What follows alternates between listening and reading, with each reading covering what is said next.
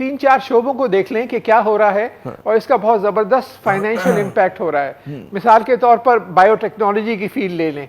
Biotechnology से जो एक ज़माना में आप देखते हैं कि हज़ारों साल लगते थे नई नई स्पीशीज़ डेवलप होने में, अब हफ्तों में जेनेटिक इंजीनियरिंग के ज़रिए आप नए प्लांट्स या नए एनिमल्स के स्पीशीज़ जो हैं वो आप डेवलप कर सकते हैं। ये एक बहुत बड़ा तब्दीली आई है जीन एडिटिंग टेक्नोलॉजीज़ के ज़रिए। कुछ साइंसदानों ने फूलों के अंदर जो जीन्स जुगनू के अंदर होती हैं उनको लेके फूलों में डाल दिया है, तो ऐसे फूल जो डेवलप हो गए हैं जो रात को जुगनू की तरह चमकते हैं। ऐसे मटेरियल्स नए आ गए हैं। मटेरियल्स इंजीनियरिंग जो है कि जो इनको मेटा मटेरियल्स कहलाते हैं, जो रोशनी को मोड़ते हैं और वो जो हैं अब हवाई जहाज़ों में, सबमरीन में, टैंक्स में स्टेल्थ के लिए, उनको छुपाने के लिए ताकि वो रेडार पे नहीं दिखाई दे, वो इस्तेमाल हो रहे हैं। इसी तरीके से अभी पिछले महीने एक इलॉन मस्क जिन्होंने टेस्ला गाड़ी बनाई थी और उसके सीईओ हैं टेस्ला के, उन्होंने एक कंपनी बनाई थी न्यूरालिंक के नाम से। उन्होंने ऐसे ब्रेन चिप्स अब इजाद कर लिए हैं और एफडीए ने पहला अप्रूवल दिया है कि वो इंसानी दिमाग के अंदर आप ब्रेन चिप वाला डालें तो वो इंफॉर्मेशन जो है और बहुत सारी जो बीमारियां हैं वो फिर उनको एड्रेस किया जा सकता है इस तरीक़ेकार से। फील्ड के अंदर हैरत अंगेज डेवलपमेंट्स हो रही हैं। और आर्टिफिशियल इंटेलिजेंस की तरफ आप आ जाएं तो अब जो है आपने खान एकेडमी का नाम सुना होगा। खान एकेडमी जो है उसने खान मीगो लॉन्च किया है, जिसके तहत हर बच्चे के लिए पर्सनलाइज्ड आर्टिफिशियल इंटेलिजेंस का ट्यूटर होगा। यानी कि 10 लाख बच्चे हैं तो 10 लाख आर्टिफिशियल इंटेलिजेंस के ट्यूटर्स होंगे और हर बच्चे के साथ अटैच होगा वो, और उसके काबिलियत के हिसाब से उसको चैलेंज करेगा और उसके इंफॉर्मेशन को बढ़ाएगा। अब एक बड़ा इनकलाब आ रहा है जिसमें क्वांटम कंप्यूटिंग शामिल हो रही है। तो एक तरफ तो आर्टिफिशियल इंटेलिजेंस सॉफ्टवेयर और दूसरी तरफ क्वांटम कंप्यूटिंग, तो पूरी सिविलाइजेशन जो है वो तब्दील होने जा रही है अगले 5 से 10 साल के अंदर।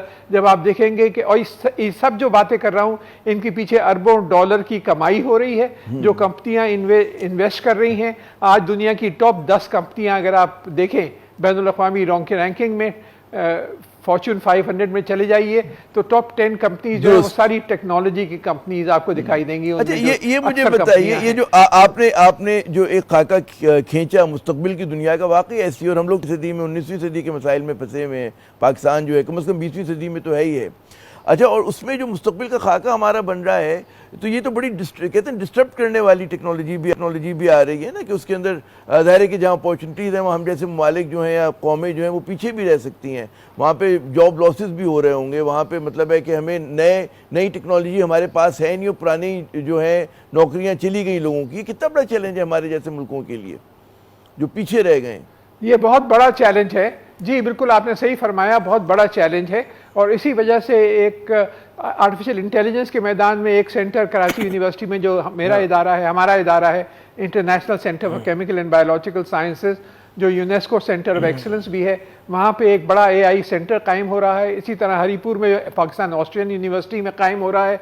और एक 40 अरब रुपए की प्रोजेक्ट मिनिस्ट्री ऑफ आईटी को हमने सबमिट करी थी नॉलेज इकोनॉमी टास्क फोर्स में, ताकि पूरे मुल्क में यूनिवर्सिटीज़ के अंदर टॉप लेवल के आर्टिफिशियल इंटेलिजेंस के सेंटर्स हम कायम करें, ताकि हम हमेशा 20 साल 30 साल पीछे ना रहें, बल्कि कुछ फील्ड्स में हम लीड करें और आगे रहें। और इस तरह इसमें इन बहुत ज़बरदस्त अपॉर्चुनिटीज़ हैं इन फील्ड्स के अंदर। इनका बिजनेस में, हेल्थ में, मेडिसिन में, हर फील्ड के अंदर आर्टिफिशियल इंटेलिजेंस का जो है वो इम्पैक्ट ऑलरेडी होना शुरू हो गया है। कच्चा ये नहीं कि पाकिस्तान जैसे ममालिक जो हैं, तरक्की पजीर ममालिक जो हैं, बहुत पीछे रह गए। क्योंकि पहली दुनिया में जैसे कि भी आपने फरमाया कि जी जेनेटिक्स के साथ इंजीनियरिंग कर रहे हैं, तो वो कहते नहीं हुआ था कि बड़ी ताकत और छोटी ताकतों के जो इंसान होते थे उनकी जीन्स में मतलब उसमें फ़र्क हो कोई बहुत ज़्यादा ना।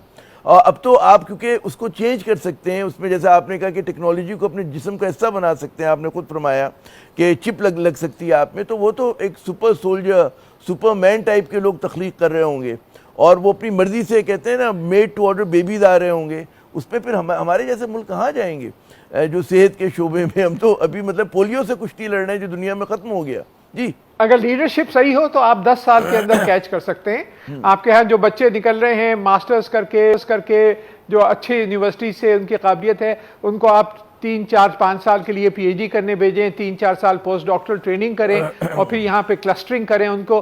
یہی چائنا نے کیا ہے. چائنا دیکھیے تقریباً ہر فیلڈ کے اندر اب امریکہ کو بیٹ کر رہا ہے. اے آئی کے اندر چائنا جو ہے امریکہ سے آگے بڑھ چکا ہے. نینو ٹیکنالوجی میں امریکہ سے آگے بڑھ چکا ہے. کیا کیا چائنا نے؟